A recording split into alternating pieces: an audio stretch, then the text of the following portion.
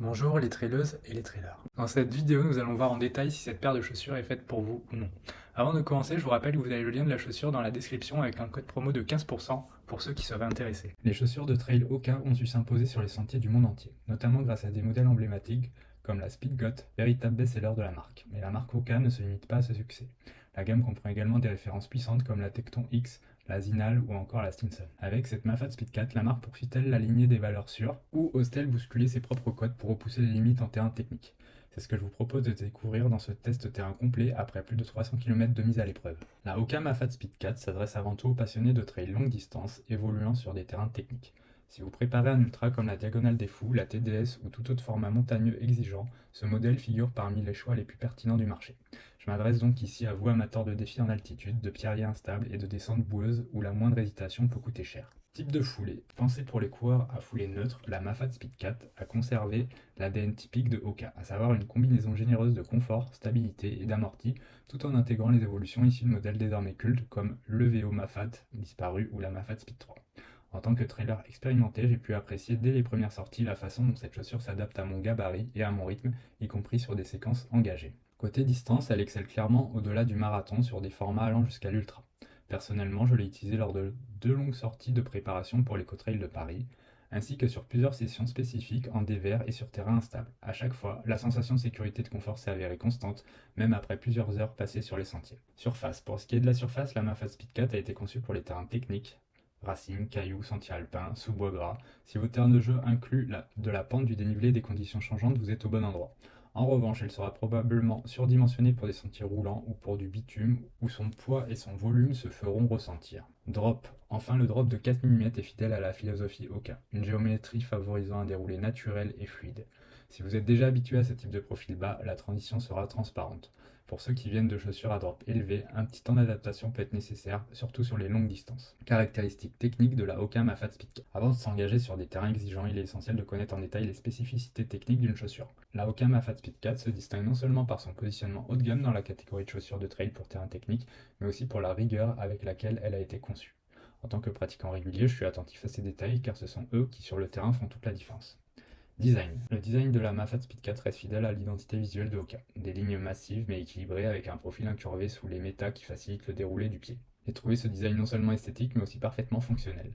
L'arrière de la chaussure intègre un léger béquet et une languette d'enfilage pratique avec des mains froides ou gantées en haute montagne. Matériaux et durabilité. L'empeigne est constituée d'un mesh tissé en jacquard monocouche, à la fois respirant et robuste. Lors de ma participation vers trail sur un terrain détrempé, j'ai apprécié que cette matière ne se gorge pas d'eau et conserve sa tenue, même après de longues portions boueuses. Les renforts en TPU présents à l'avant assurent une protection minimale, bien que j'aurais préféré un pare-pierre plus rigide sur l'avant-pied. Adhérence et accroche. Sous la semelle, on retrouve une Vibram Mega Grip Light Base, l'une des meilleures technologies actuellement disponibles en termes d'accroche. Associée à des crampons de 5 mm, elle m'a offert une excellente traction, notamment sur des roches humides et sentiers en dévers. Le dessin des crampons avec un espacement important évite l'accumulation de boue, un détail non négligeable quand on évolue sur des terrains gras. Cette semelle se montre également performante sur terrain sec et compact. Confort et maintien. Dès les premiers pas, j'ai ressenti une sensation de confort immédiat. Le chaussant n'est ni trop étroit ni trop large, ce qui permet une bonne adaptation à la majorité des pieds. La languette, bien conçue, reste en place même après plusieurs heures, sans créer de point de pression. J'ai couru jusqu'à 33 km d'affilée sans ressentir d'échauffement ou de gêne, ce qui est pour moi un critère déterminant. Amorti et dynamisme. La semelle intermédiaire est construite en mousse ProFly Plus, une matière injectée à l'azote à la fois légère et réactive. Le stack atteint 33 mm au talon, ce qui permet un excellent amorti, y compris sur terrain rocailleux ou lors de descentes prolongées. Cette mousse, que j'ai trouvée un peu ferme au départ, révèle toute sa qualité sur la durée. Elle filtre efficacement les chocs tout en conservant un bon rebond. Stabilité et sécurité. Malgré la hauteur importante de la semelle, la stabilité reste correcte, en partie grâce à la plateforme large et au système Active Foot Frame.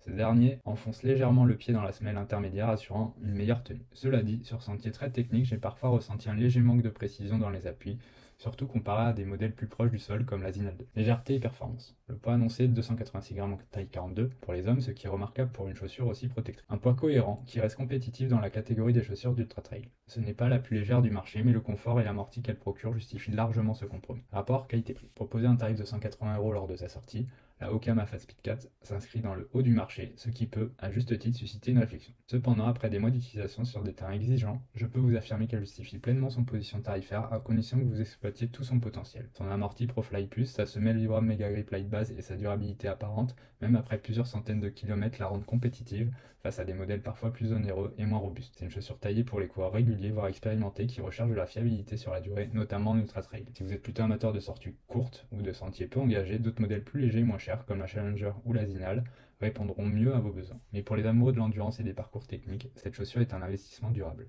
Comparatif avec d'autres modèles de chaussures de trail. Pour mieux situer la Hoka Mafate Speed 4 dans l'univers des chaussures de trail, je vous propose un comparatif éclairant face à d'autres modèles phares, récents, de la même marque ainsi que chez la concurrence directe.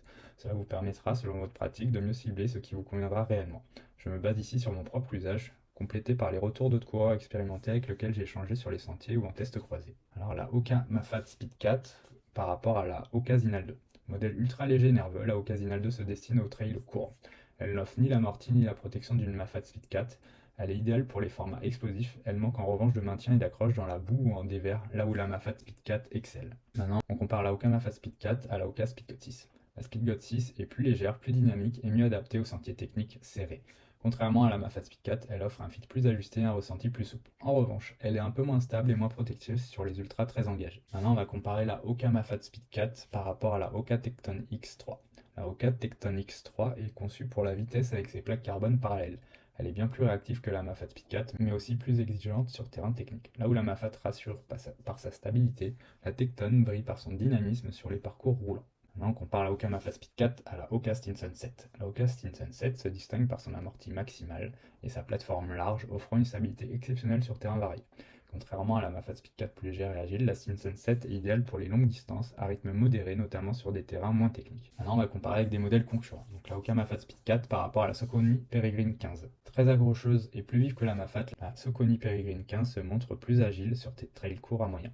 Elle est moins amortie, donc moins confortable sur l'ultra, mais plus précise dans les appuis. Son mèche est plus souple, là où la Mafate mise sur la robustesse. Donc on parle au Mafate Speed 4 à la ASICS Gel Trabuco 13. La ASICS Gel Trabuco 13 mise sur la protection et la polyvalence. Plus lourde que la Mafate, elle reste une valeur sûre pour les sorties longues sur sentiers variés. Moins réactive et moins précise en dévers, elle compense par un amorti généreux et une bonne stabilité. Et enfin, on va finir ce comparatif avec la Hoka Mafate Speed 4 contre la Brooks Cascadia 18. La Brooks Cascadia 18 est une chaussure robuste, stable, pensée pour la durée. Elle ressemble à la Mafate sur le papier, mais reste plus rigide et moins dynamique. Elle offre un bon confort général, mais un amorti plus ferme. Sur terrain technique humide, la Mafate garde l'avantage en termes d'accroche. Mon verdict final. Après plusieurs mois d'utilisation intensive, mon verdict sur la Hoka Mafate Speed 4 est clair. C'est une chaussure taillée pour l'ultra trail technique où le confort, l'amorti et l'accroche priment sur la légèreté. Elle excelle sur les longues distances, en montagne comme en terrain boueux, grâce à sa semelle Vibram Mega Grip Light Base, son amorti ProFly Plus et son fit sécurisant. Elle manque un peu de réactivité sur les portions roulantes, ce qui la rend moins adaptée aux trails courts ou dynamiques. En revanche, pour les coureurs à foulée neutre cherchant fiabilité, maintien et protection, elle constitue une valeur sûre. Son prix élevé est compensé par la durabilité des matériaux et les performances globales observées sur le terrain.